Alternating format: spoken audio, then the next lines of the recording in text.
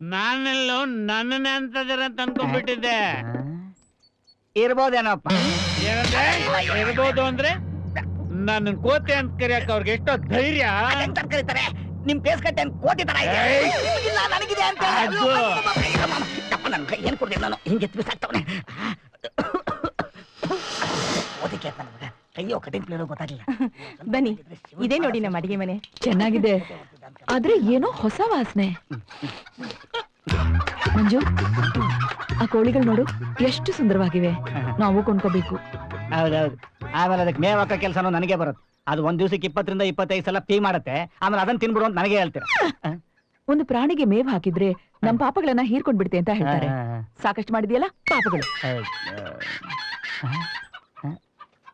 ಹೇಮಾ ಅವರೇ, ನೀವು ನಾಯಿಗಳನ್ನ ಸಾಕಿದೀರಾ? ಇಲ್ವಲ್ಲ, ಯಾಕೆ? ಅಲ್ಲ, ಕೋಳಿ ಕಿರಿಚುದ್ ಕೇಳಿದ್ರೆ ನಾ ಹಿಡ್ದಂಗಿತ್ತು.